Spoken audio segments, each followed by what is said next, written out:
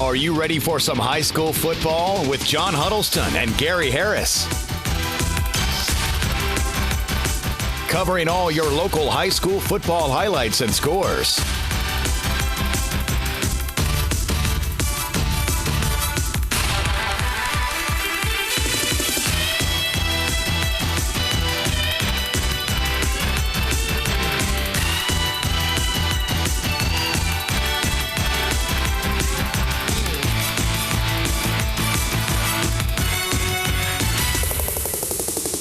And now, Football Friday on WVUA. Good evening, everybody, and welcome into WVUA's Football Friday. We're proud to be here for a 14th consecutive high school football season. Time flies when you're having fun. Tonight's highlights from 14 high school games, plus John Huddleston will join me later for an Alabama football preview. But let's get it started with Tuscaloosa County High hosting Gadsden City in a Class 6A matchup tonight. And this was a tough, hard-nosed football game. County High head coach Lee Gibson looking on early fourth quarter. Not a lot of scoring in this one. 4th and 5 on the Gadsden City 19. County High, though, can't make the play. Worthy gets the sack for the Titans. They take over. Under 4 minutes now. County High has it back, trailing by 1. Tyler Gates finds Darian Ranson for 16 yards down to the 12. 2 plays later, Gates will get pressure, and when he does, he throws it away. They call him for an intentional grounding, setting up a 4th and 29 from the Titans 33. There you see the flag. Man, that Laundry can just kill a drive, but they've got to go for it. Obviously, they're trying to win a football game. And on 4th down, man, that line just did not hold up protection-wise. Gates gets sacked. Gadsden City wins it as we go to the final. You talk about a slobber knocker tonight. You don't see many 7-6 games anymore. But we had one in Northport. Gadsden City, though, comes out on the right side. Tough loss for the Wildcats. They lose their opener 7-6. Well, it wasn't just about football tonight at Holt. It was about a community coming together following the terrible damage suffered in the April 27th tornado. Tonight, the Holt Ironmen welcome in the Bryant High Stampede for not just a football game, but a celebration of a community rebuilding and excited about high school football once again. Holt coming onto the field, and they were fired up, taking on their rivals from Bryant. Second play from scrimmage, though, the Stampedes. Joe Pradit hits Tony Whitehead, and watch Whitehead. He just takes a licking and keeps on ticking all the way to the end zone. That's a touchdown. PAT no good. Bryant on top 6-0. Holt coach Tim Gillespie not happy, but the Ironmen answer. He got happy after this. Ensuing kickoff, John Hood, take it to the house. Eat some dinner when you get there. They went for 2, didn't make it. We're tied at 6. Bryant's next possession. Pradit hits Whitehead again. What a combination. This time in the back of the end zone. Whitehead had 3 first-quarter touchdowns, 12-6 Bryant. And still in the first quarter, Chris Odom busts loose up the middle. That's a touchdown. They kicked it this time, 19-6, 27-6 by the end of one. And Bryant goes on to win it 41-23. But everybody was in a good mood tonight at Holt. Glad to have high school football and glad to continue the recovery from the tornado. Stampede taking over the Ironmen 41-23. All right, interesting game tonight. Sipsey Valley hosting Fayette County. Last year, Sipsey Valley went 0-10 under that man, Lance Tucker, who's now the head coach at Fayette County, taking over for his dad, Walden. Antonio Ford, the new coach at Sipsey Valley, he coached a lot of these guys in middle school, and they were ready to go. Garrett Lewis keeps 59 yards down to the Tigers' 1-yard line. Next play, LaQuinton McKinstry gets the touchdown. Hey, the Bears are on top. They got hammered last year by Fayette County. It's 7-0, early second quarter. Lewis scrambles and finds Jerry Carter, and Carter turns on the Jets. He's got reservations for 6. 45-yard touchdown. Sipsey Valley shocking Fayette County 14-0. Late in the second, Lewis drops back to pass, but this is what they did not want. He can't hang on. Cameron Poe Mitchell gets the pick, and that leads to Marcellus Redmond scoring with 26 seconds left in the half, and that gave Fayette a lot of momentum, and the Tigers go on to get the hard-fought victory, 28-20. But what a game by Sipsey Valley. After not winning last year, they give Fayette County all they want 28-20 was the final.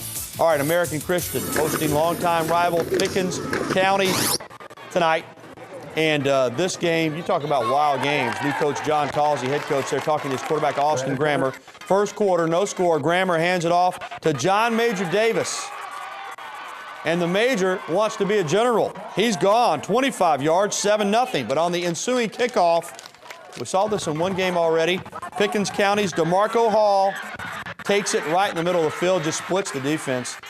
That's not good kick coverage. 85 yards later, he's in the end zone. We're tied at 7. ACA comes right back. Austin Grammer is a player. Already committed to play college football at the University of Houston. Finds Parker Barano. Barano with a nice grab and even better moves after the catch. Almost gets it in out at the half-yard line, but Pickens County stuffed him on first and second down. So on third down, Aaron Box gets the touchdown. 14-7 ACA. Still first quarter. Patriots look like they might run away with it. That man again, John Major Davis. That makes it 20-7. But this one was just getting started. As we go to the final, check it out. Pickens County scores with 20 seconds to go in a football game, and the Tornadoes win it 47-42 over American Christian. What a game tonight. And we're just getting started here on WVUA's Football Friday. Still to come, powerful Bibb County visited Greensboro tonight. But up next, a big-time bragging rights contest as a pair of longtime rivals open the season against each other. Northside and Berry highlights are on the way when Football Friday continues on opening night 2011 here on WVUA TV.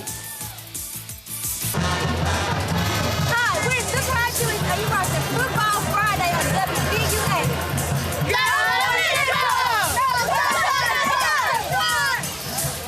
All right, Northside at Berry tonight. You know, these two schools have been going at it for a long time.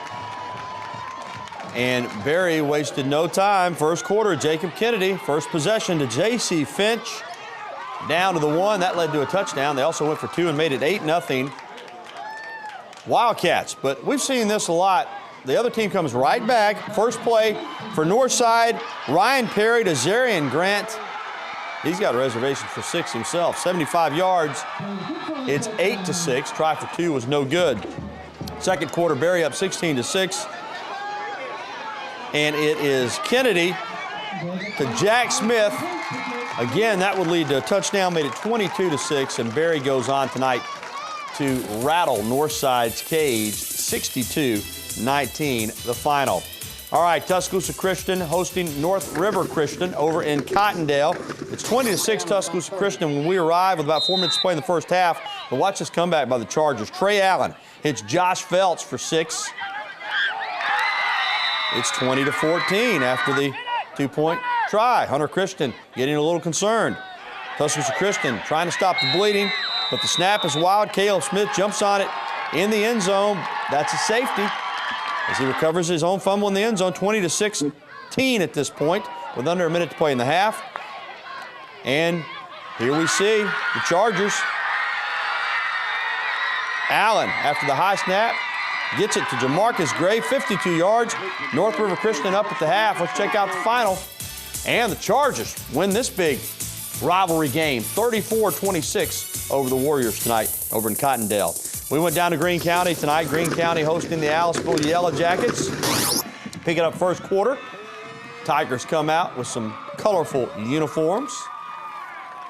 Aliceville's number 1, Terry Mayhew. A 4-yard run. See the dust coming up there. Dry field, 6-0 after a failed 2-point conversion. Not many people kick an extra point anymore. How about another ensuing kickoff touchdown? Rakiah Mobley, 85 yards for Greene County. 2-point conversion good. It's 8-6. Second quarter, 8-6 Greene. Aliceville, though.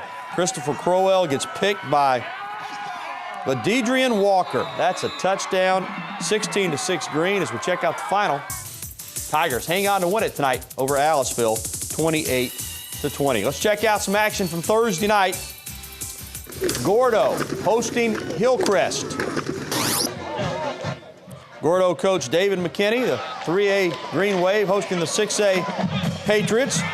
Patriots quarterback Luke Wingo on the keeper. Down to the 1. Very next play, Luke calls his own number again. 7-0 Hillcrest. Later in the first quarter, Derek Simmons with the pressure. He gets the sack. Somebody better block that guy. That led to the safety right there in the end zone, 9-0. Second quarter, Hillcrest sophomore running back Jartavius Sanders. This little guy's a water bug. Zigging and zagging his way for 30 yards. That made it 16-0. And Hillcrest goes on to win. They rushed for 340 yards on the night, 37-16 over Gordo. Also on Thursday night, Central hosting Linden at Falcon Field. First quarter, no score. 4th and short for the Patriots. Now, they decide to go for it, and Central actually does a great job right here. They knock the ball out, but you got to keep playing. Anthony Robinson Jr., the quarterback for the Patriots, picks it up, and he's gone, 7-0 Linden. Now following the kickoff, Central trying to run the spread. Vincent Davis goes to the air. He's got Marquise Hardy, but the throw's a little high. He gets popped. Ball's in the air. And big Chris Rogers, the linebacker, grabs it. He brings it back to the end zone. Luckily for Central, there was a block in the back. Touchdown was called back. They would get a turnover, so it's still just 7-0. Second quarter, though, Marquise Smith. Watch the spin move right here. Get out of my way. 69 yards, 2-point conversion was good. 15-0 at this point, and Linden goes on to roll. 52-0 over the Central Falcons. Also last night, Hale County hosting Sunshine. Midway through the first quarter, it's already 14-0 Hale County, and the Wildcats want more. Grant Stevens hands it off to Kerry Lewis. Watch him cut back all the way across the field, right at our camera and right by it. 34-yard touchdown, 21-0. Wildcats on top. Early in the second quarter. Here comes Hale County again. Jay Payne gets the handoff and takes it in from 22 yards out. It's 27-0. Wildcats on top. Midway through the second. This one pretty much puts it away. Blake Sill hands to Justin Wiggins, 33 yards. 49-0 was the final in this one as Hale County rolled over Sunshine on Thursday night. Let's go back to a game from tonight. The brand new. Okay. I'll tell you what we're going to do. We're going to get back to some games from tonight. We are going to take a timeout. Don't touch that dial. Plenty of action still to come here on Football Friday, including the Bibb County Choctaws taking their powerful attack on the road to Greensboro to face the Raiders. Highlights are up next, so you stay with us.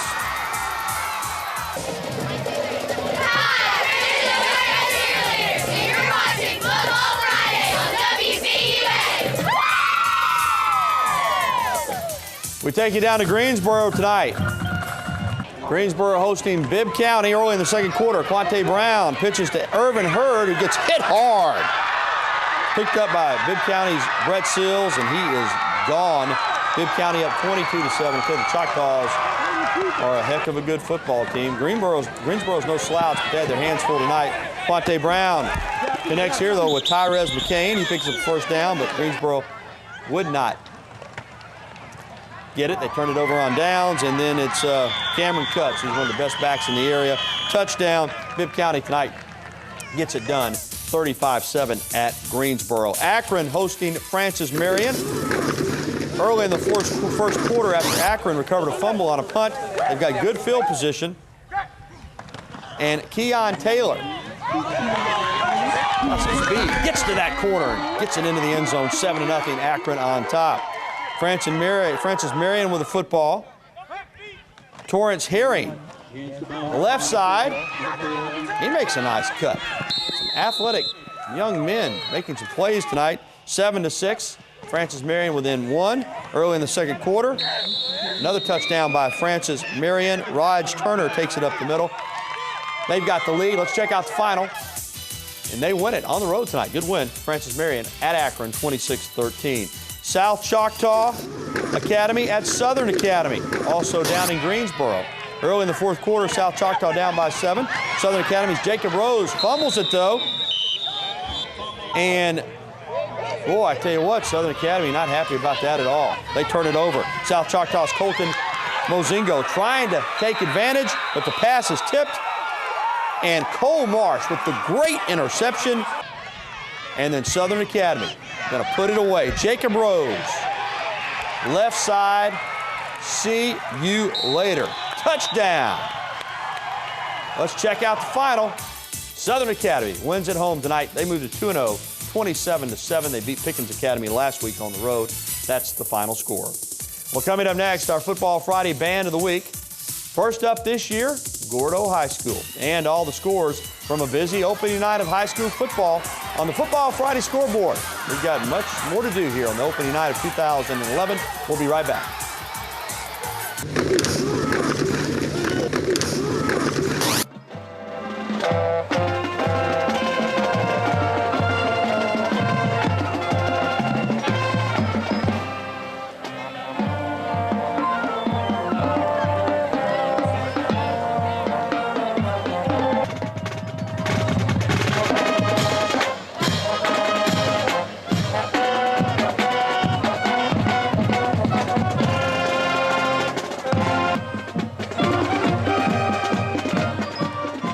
Welcome back to Football Friday. Gordo High School, our WVUA Band of the Week, our Football Friday Band of the Week. The first one, we'll do one every week. Okay, let's get to the scoreboard. Show you what else happened tonight. Holy Spirit goes on the road to Jefferson County and wins it 38-21. Jefferson Christian, I think, they're the final 38-21. Holy Spirit a winner.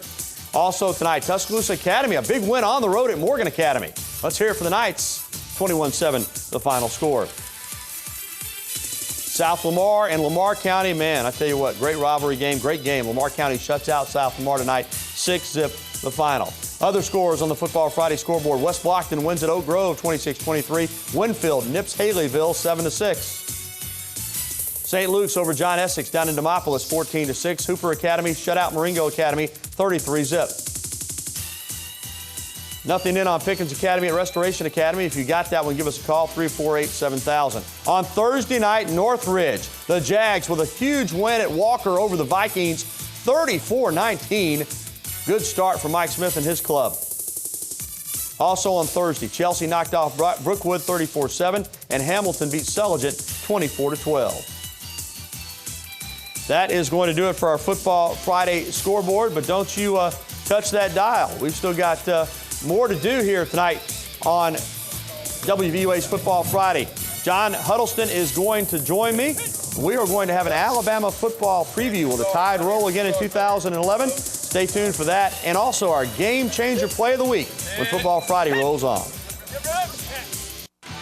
This Game Changer Play of the Week is brought to you by Alabama Credit Union. You are Alabama. We are your credit union. Our Alabama Credit Union Game Changer Play of the Week came last night. The Central Linden game. No score at this point. 4th down. Linden goes for it. They fumble the football, but the quarterback, Anthony Robinson Jr., picks it up and takes it home for 6. That got the Patriots rolling. They went on to win. That is our Alabama Credit Union Game Changer Play of the Week.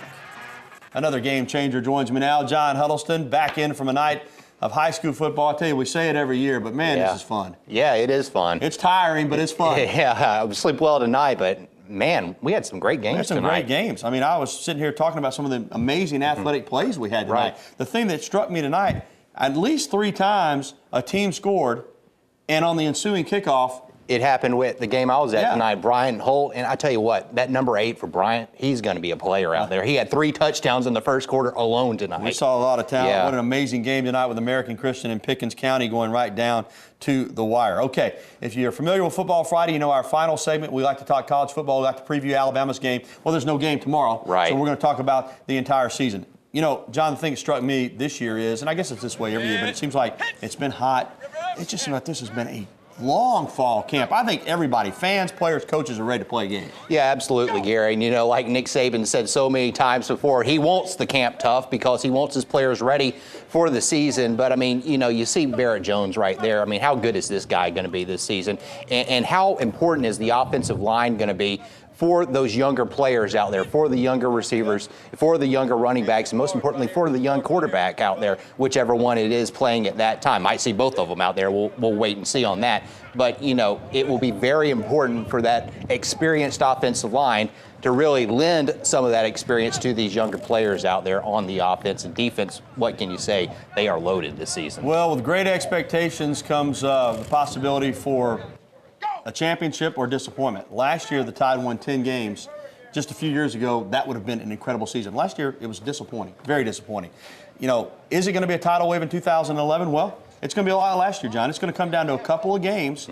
Can Alabama make those plays this year that they didn't make last year against LSU and against Auburn? Well, I think so, and I think Nick Saban would probably be the first one to tell you. I think last season there might have been a sense of entitlement on that team, and this season I don't sense that from these players. They feel like, you know, they've got to go out there and earn it. Well, that's what finishing fourth in the SEC West will do. You're Oh, right. yeah. No national championship to come off this year. They're coming off a good year, good team last year, but a fourth place finish in the SEC West. So you're right. They've got something to prove, and I think that might be the difference. Sometimes having that chip on your shoulder. 2 years ago, we saw it after the disappointing loss to Florida in the SEC championship game. They used that as a rallying cry and went 14-0. Now I think they've got something to prove. They'll start trying to prove it next week against Kent State. And it's here, buddy. Next Friday night, not only will we have Football Friday, but we'll be getting ready that night as soon as this show is over.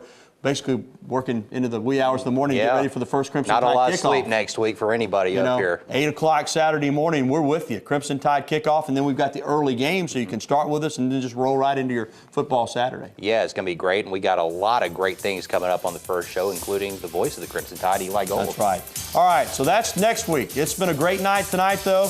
Highlights from a lot of games. For John Huddleston, I'm Gary Harris. Thanks for watching the first Football Friday. We'll be with you each and every week throughout the season. See you next week, everybody. Bye.